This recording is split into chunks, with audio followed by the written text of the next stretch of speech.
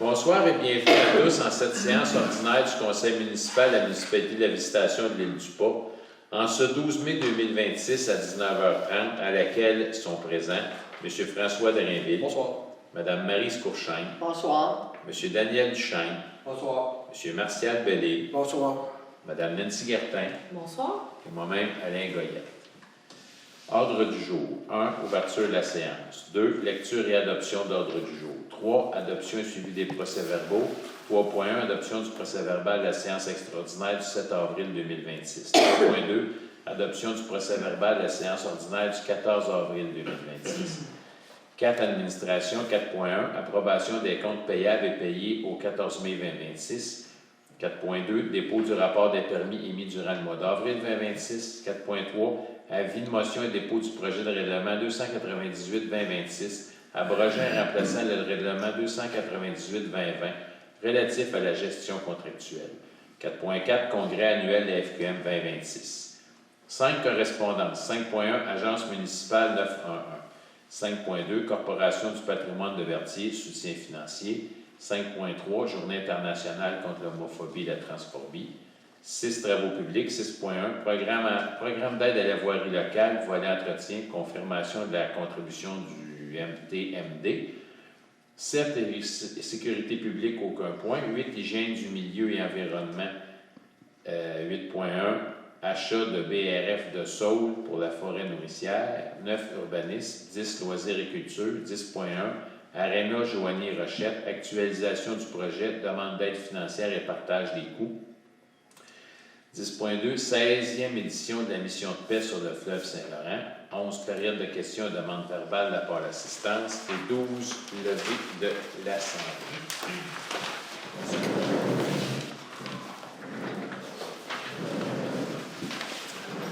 Je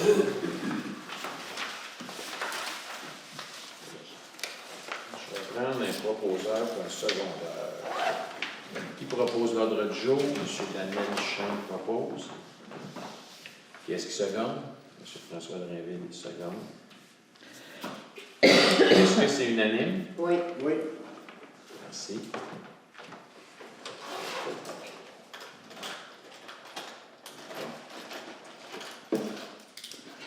« 3.1. Adoption du procès-verbal de la séance extraordinaire du 7 avril 2026.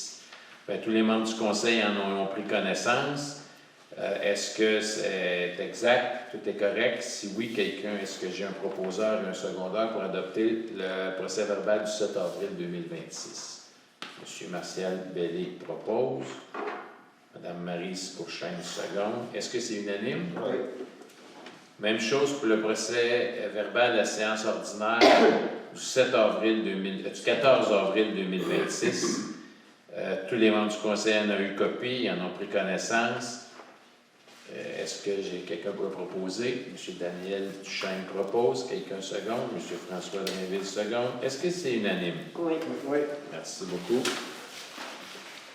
4.1. Approbation des comptes payables et payés au 14 mai 2026. Attendu que le Conseil prend acte de la liste des comptes payables et payés en vertu des dépenses incompressibles, de la délégation autorisée des dépenses de la directrice générale et greffière trésorière. Il est proposé par appui et part d'approuver la liste des comptes à payer et d'autoriser leur paiement. Paiement émis au 14 mai 2026, 25 291,84. Paie des employés des élus au 14 mai 2026, 10 080 et 92. Pour un total de 35 372,76. Est-ce que vous pouvez donner les montants importants, s'il vous plaît? Oui, bien sûr. Alors, on a les DAS fédérales pour une somme de 1368,19 sous.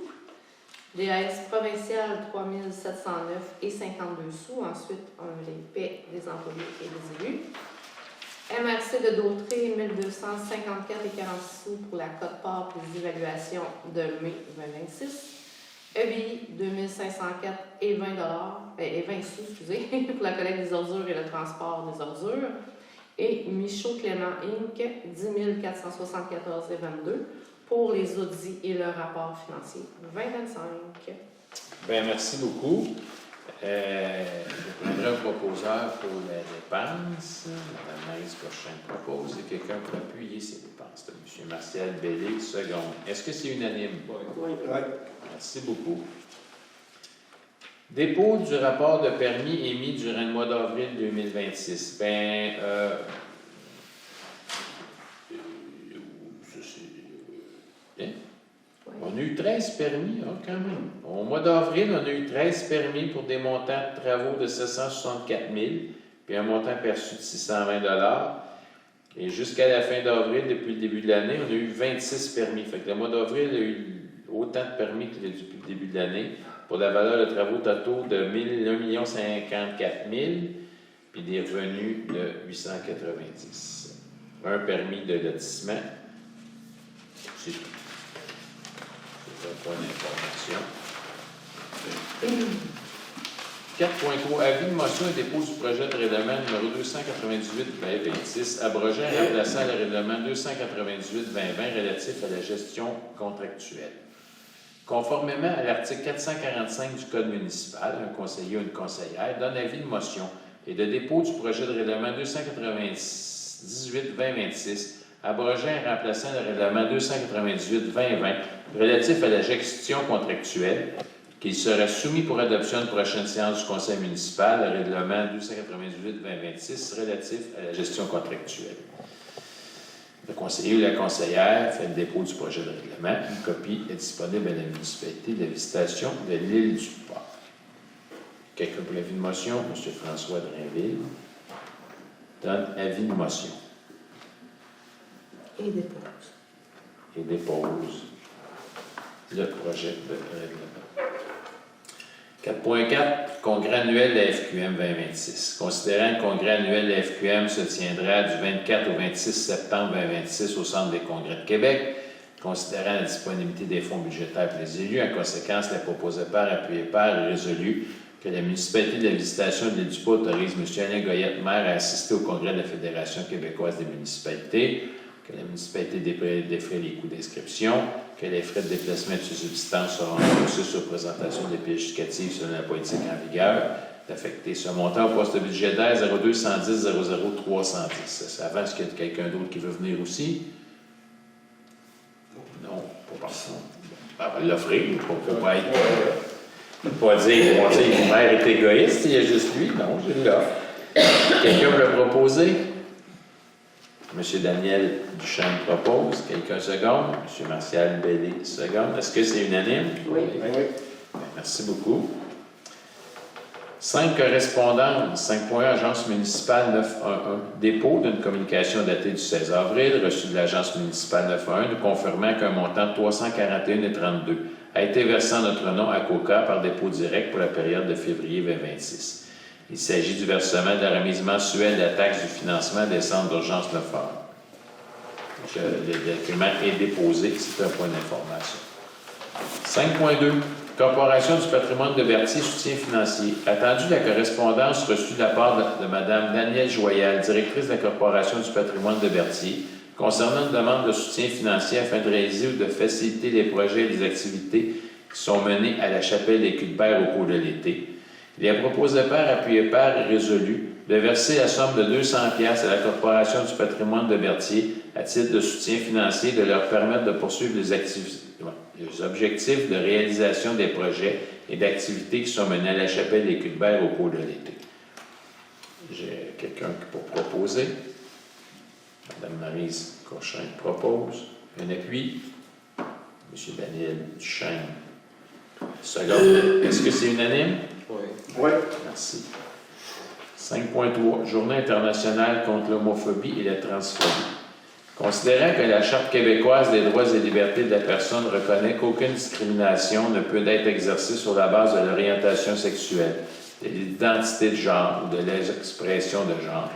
Considérant que le Québec est une société ouverte, y compris aux personnes lesbiennes, gays, bisexuelles et trans, LGBTQ+, et à toute autre personne se reconnaissant dans la diversité sexuelle et la pluralité des identités et des expressions de genre.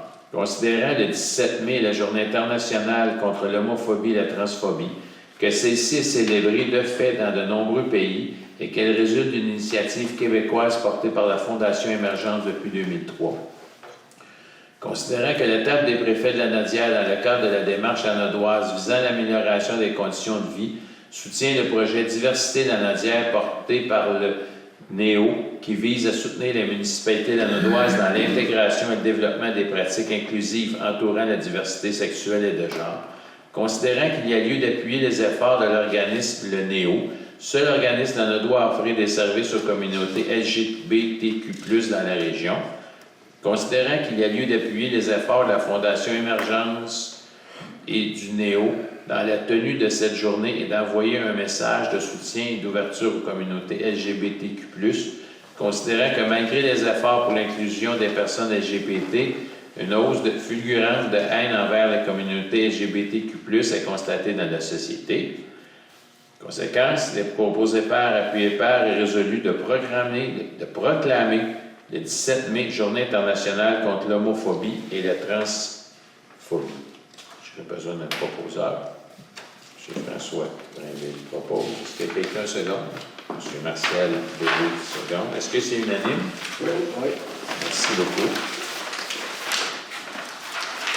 Travaux publics 6.1, programme d'aide à la voirie locale, volet entretien, confirmation de la contribution du ministère des Transports et de la Mobilité durable.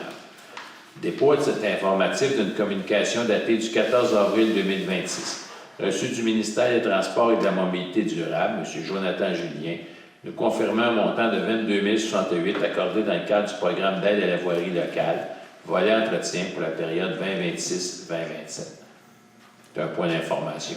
On remercie beaucoup le gouvernement de cette contribution.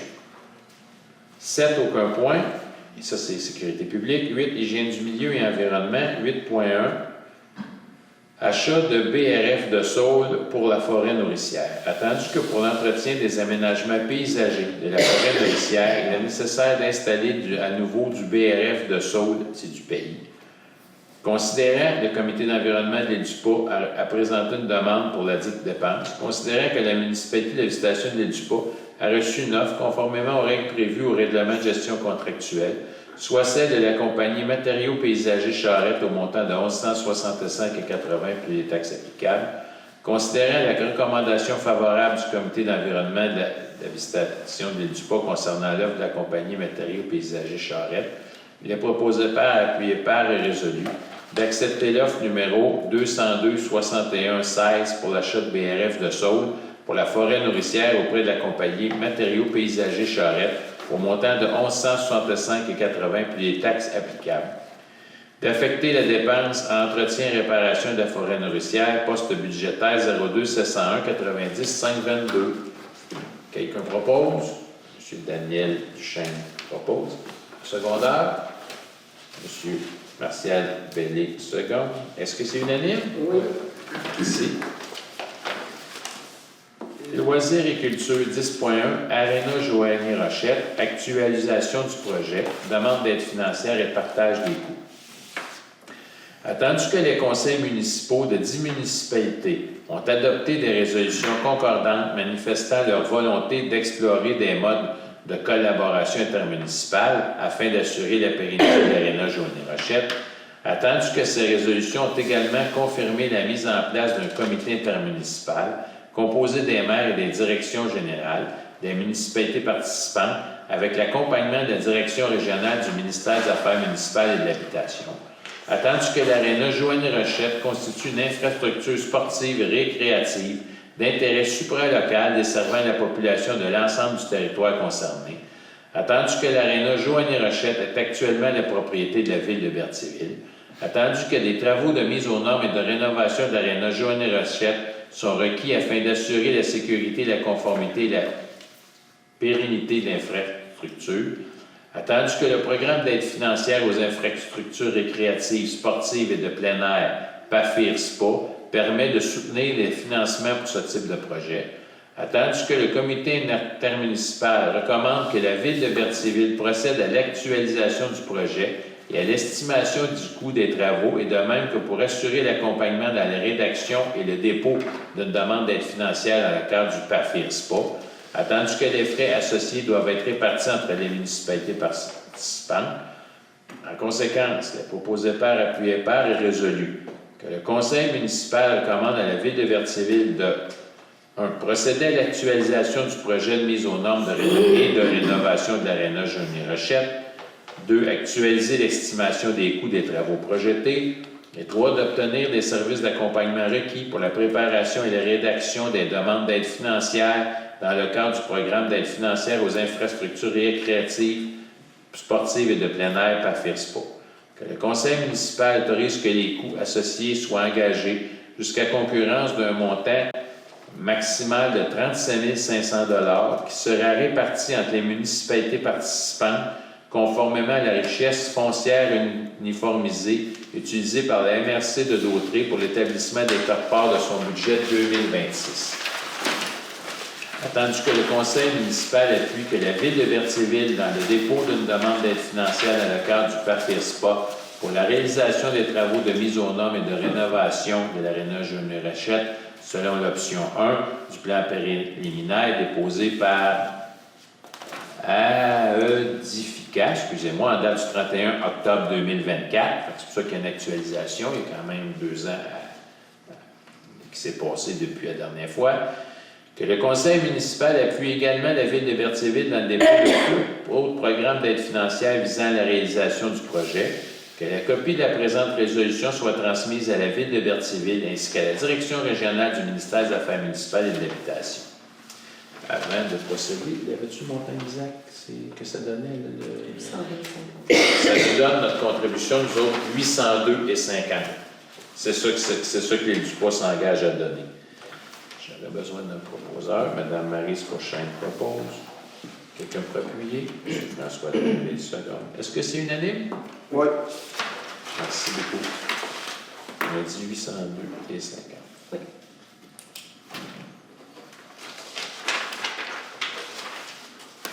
Pour l'écrire, on va rajouter une phrase dans la résolution.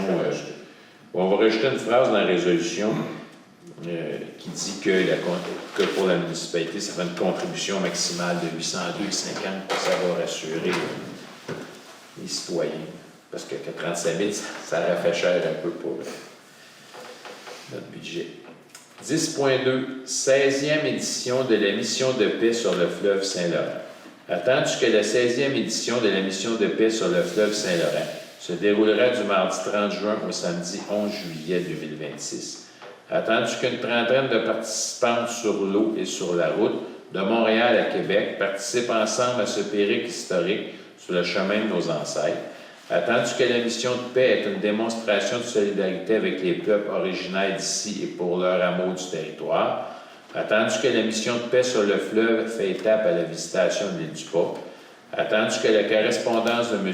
Yvan Bombardier, coordonnateur du drapeau de la famille, reçu le 9 mars 2026, sollicitant l'utilisation de l'aide de repos au bout du rang de l'île du Pas. Attendu que la mission de paix désire inviter les citoyens de la visitation de l'île du Pas à venir partager avec eux un repas potluck. Il est proposé par, appuyé par et résolu. De permettre à la mission de paix sur le fleuve Saint-Laurent d'utiliser l'aire de repos au bout du rang de l'île du Pas le jeudi 2 juillet 2026.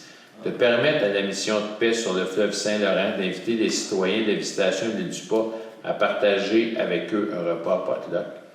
J'ai besoin d'un proposeur et d'un secondaire. M. Daniel Duchesne propose. Qui seconde? M. Martial Bellé, seconde. Est-ce que c'est unanime? Oui. Merci beaucoup. 11. Période de questions. Demande verbale de la part de l'assistant.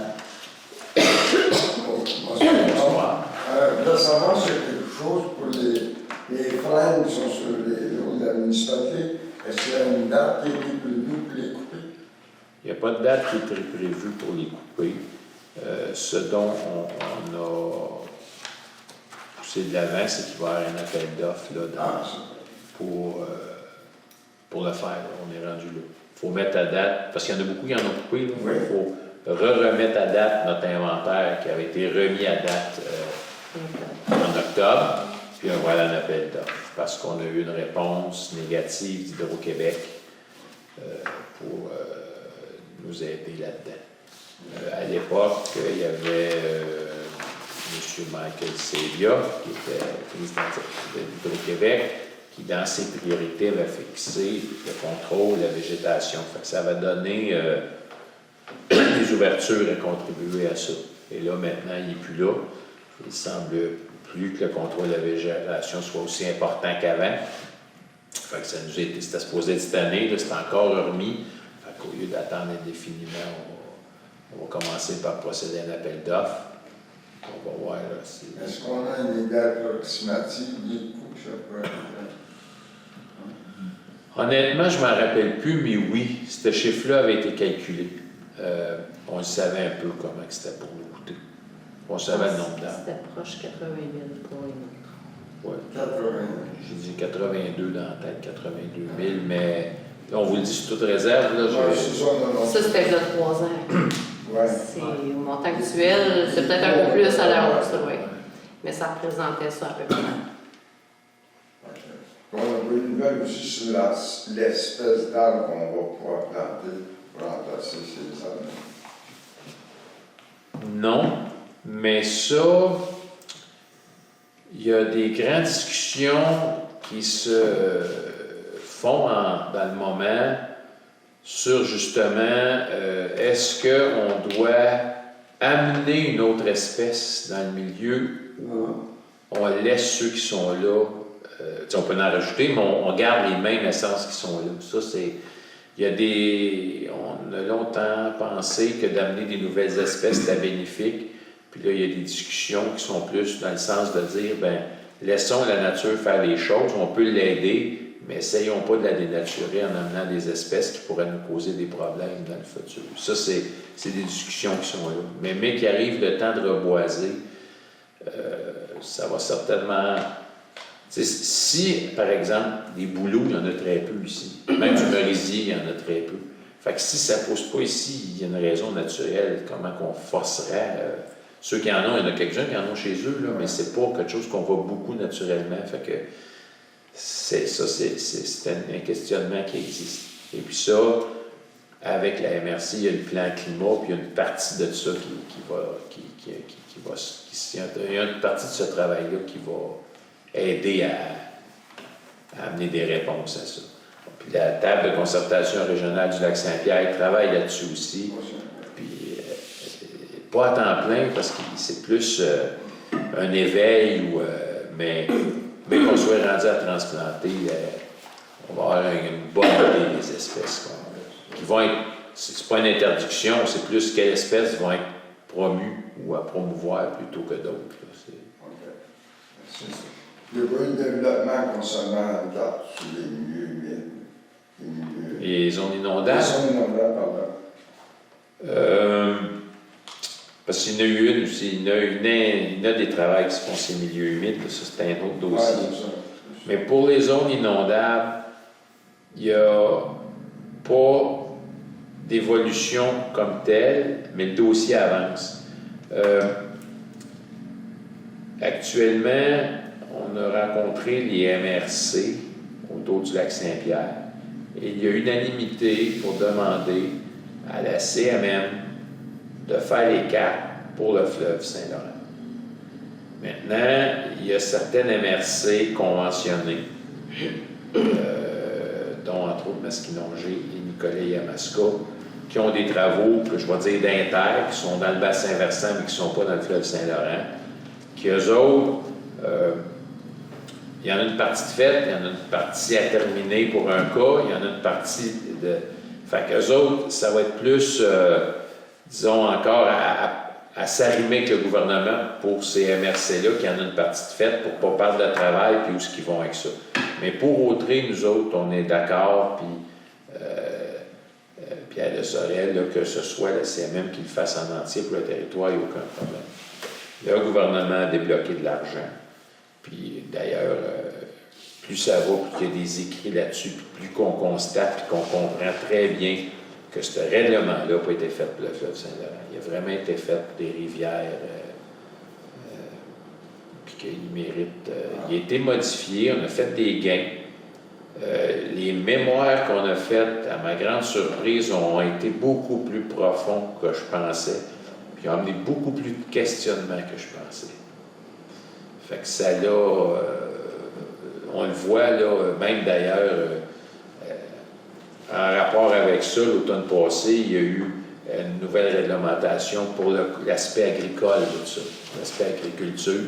qui traitent, tu sais, qui ont du gros temps, là, ça a des impacts plus qu'on pense, qui traitent de façon distincte du résidentiel pour être capable d'arriver à faire de l'agriculture de façon correcte, en respectant le milieu, mais non pas sans dire on ne fait plus d'agriculture ici, puis on s'en va. Mais c'est là qu'on est rendu. J'ai entendu parler aussi de relever les digues de pierre, les digues de pierre qui barrent les... Ah, les reversoirs? Les reversoirs, ça c'est un gros dossier. Le gouvernement fédéral, via Pêche et Océan Canada, a effectivement un projet de rehausser les reversoirs, de les ramener à leurs états qu'ils étaient à leur conception. Ça fait ça comme ça. Il est plus égal. Là. Il y a naturellement, quand ils font, il y a une brèche dans le milieu, mais là, il est comme vraiment érodé. Il y a des premières démarches environnementales qui étaient faites, mais plus avec des groupes, comme les Premières Nations ou d'autres groupements de nature, de gestion de la nature, de protection de la nature. Mais il n'avait pas fait ça avec les municipalités, puis ceux qui vivent, puis le gouvernement du Québec. Fait que là, on a fait des pressions. Ça, je t'amère, ça fait pas long, ça fait une couple d'années, quand même, mais c'est pas grave, c'est pas si vieux que ça. Puis le gouvernement fédéral a décidé de réouvrir les périodes de consultation à tout le monde qui veut le faire à mémoire. Fait que suite à ça, le gouvernement du Québec a procédé à des analyses, puis il en a fait ici, on n'a juste pas le rapport final, il les a fait l'été passé, à des analyses pour voir si ça fait-tu des belles frayères, ça, ces affaires-là. Puis la réponse, c'est oui. Fait que je m'attends d'ici l'automne d'avoir la caractérisation des espèces. Ce qu'ils font, c'est qu'ils ont prélevé des œufs, puis ils analysent en ADN, puis ils sont capables de dire quelle espèce que c'est. Fait que d'ici l'automne, je m'attends à savoir quelle espèce c'est une frayère intéressante pour quelles espèces. C'est ça que je m'attends. Puis, est-ce que ça va arriver un jour, mais c'est très, très retardé. En retournant ça en consultation environnementale générale, ça va prendre... ça se fera pas demain matin. Merci beaucoup. Plaisir. D'autres questions? Gênez-vous pas, c'est le temps. Non, c'est beau. Mes collègues, ils me regardent en voulant dire « Hey, toi! » Ben à 19h58, oh ouais. 19h58, l'ordre du jour étant épuisé. Il est proposé par Mme Maryse Courchamp, appuyé par M. Daniel Duchamp. Le chlore océan. Est-ce que c'est unanime? Eh oui. Merci beaucoup. Bonsoir.